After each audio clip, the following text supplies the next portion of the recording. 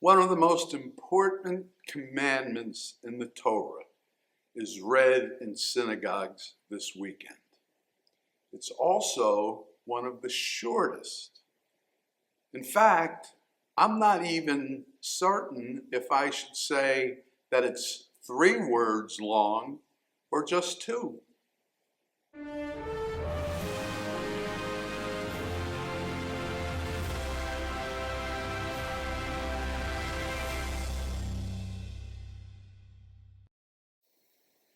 Shalom, my friends. Yes, the verse in English is justice, justice shall you pursue, 5 words.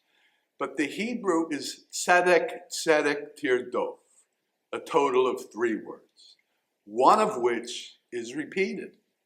So is it 2 words or is it 3? Whether you count them as 2 or 3 words is not important.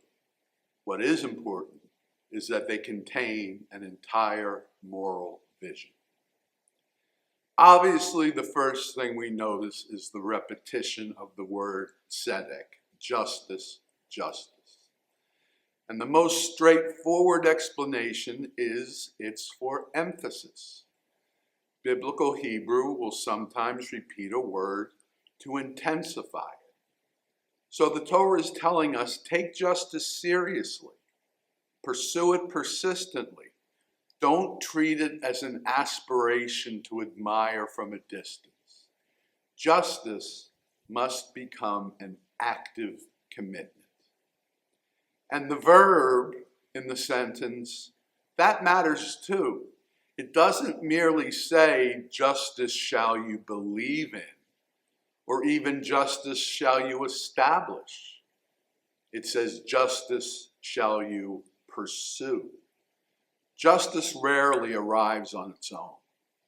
It has to be sought and followed and worked for. Sometimes it even requires us to leave the comfort of familiar assumptions and ask whether the systems from which we benefit are truly fair and just.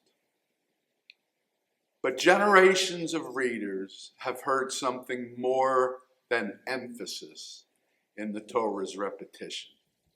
Why say justice twice?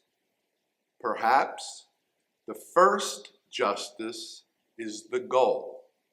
The second time we say justice, it tells us the means to that goal. We must pursue justice, but we must pursue it justly. That's a demanding principle because it rejects the comforting idea that a noble end can excuse ignoble conduct. Can we seek truth through deception? No. Can we achieve peace through humiliation? No. Can righteousness come through cruelty? No. Them things is very, very wrong. If so, something has gone very wrong. The justice of our destination does not cleanse the injustice of the road we take to reach it. This does not mean that pursuing justice will always be gentle or easy.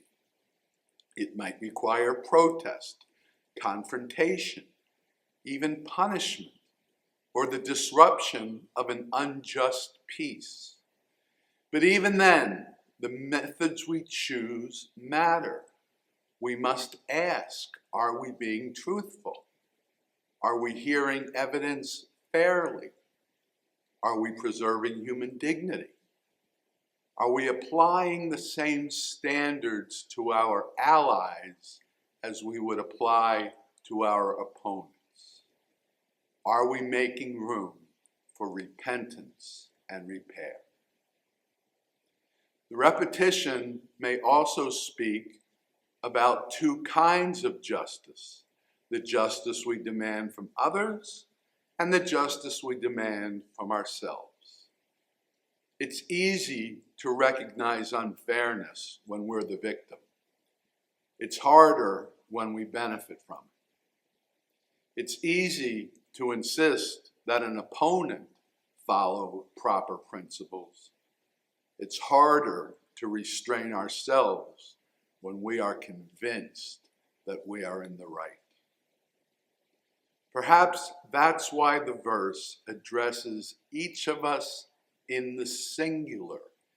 You shall pursue justice. Courts and governments certainly bear responsibility for justice, but the commandment cannot be outsourced entirely to institutions.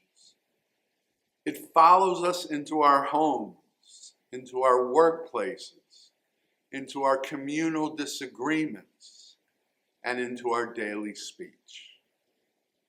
And the verse concludes with a promise: pursue justice, quote, so that you may live and inherit the land.